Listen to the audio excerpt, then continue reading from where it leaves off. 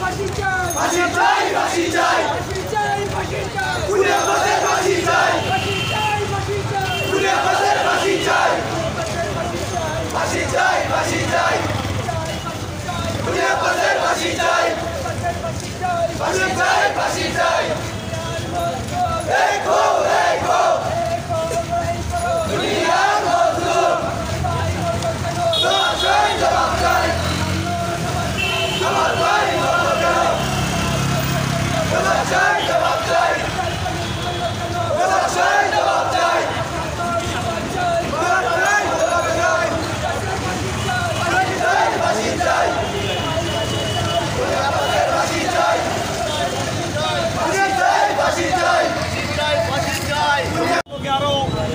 500 জন সন্ত্রাসী আছে, এদেরকে অবিলম্বে গ্রেফতার করে ফাঁসির আওতায় আনতে হবে।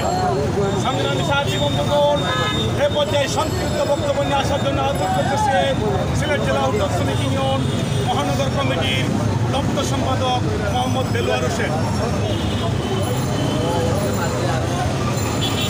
ধন্যবাদ সাথী ও সংগ্রামী বন্ধুগণ, আপনারা জানেন শহরে কাজীর বাজার একটি রেস্টুরেন্টে আমার শ্রমিক ভাইকে চা দিতে দেরি হওয়ার কারণে সন্ত্রাসী আব্বাস তারা অস্ত্র দিয়ে আঘাত করে আমার ভাইকে বিপদভাবে হত্যা করেছে।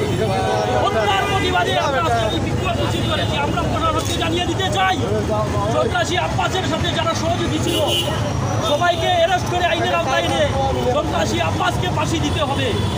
আমরা আরও দাবি রাখতে চাই, সন্ত্রাসী আব্বাস যেন গ্রুপতেই ইয়ে না পায়, আমরা ফাঁসি চাই সন্ত্রাসী আব্বাসের। বক্তব্য আমি এখানে শেষ করে সবাইকে ধন্যবাদ, কষ্ট করে আসার জন্য ধন্যবাদ জানিয়ে আমার বক্তব্য এখানে শেষ করছি। ধন্যবাদ সংগ্রামী সাথী বন্ধুগণ। ধন্যবাদ দেলোয়ার ভাইকে। সংগ্রামী সাথী বন্ধুগণ, খালি শুধু প্রশাসনের যে দায়িত্ব থাকবে তা না, আপনাদেরও দায়িত্ব আছে। আপনারা হোটেল পরিচালনা ঠিক মতন করতে পারেন না বিদায় আজকে আমরা ক্ষতিগ্রস্ত। আমরা শ্রমিক নেতারা অথবা শ্রমিক কর্মীরা বারবার নির্যাতন হতেছে, এদেশের সন্ত্রাসীর কাছে মৃত্যুবরণ করতেছে।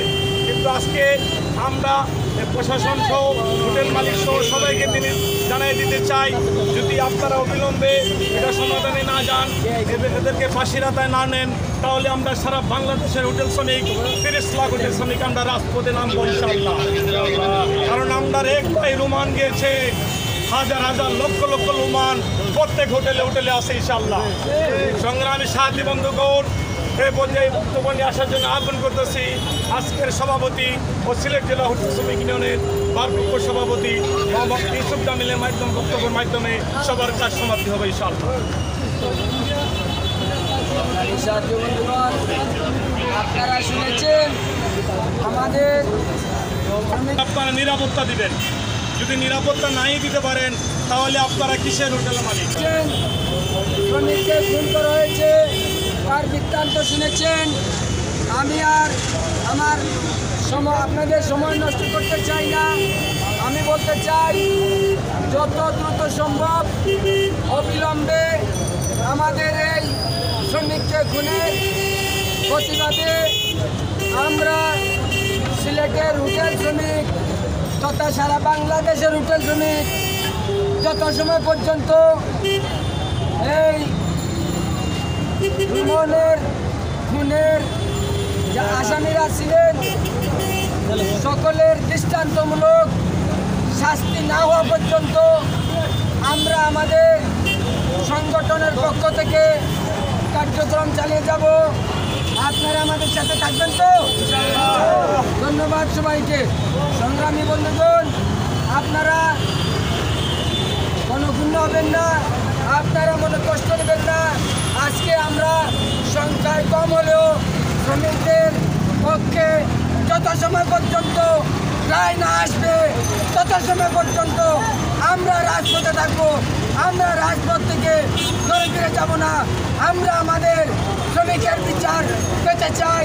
প্রশাসনের প্রতি আমরা দৃষ্টি আকর্ষণ করছি, হোটেল শ্রমিকদেরকে আপনারা অবহেলার দৃষ্টিতে না দেখে আপনারা শ্রমিকের পক্ষ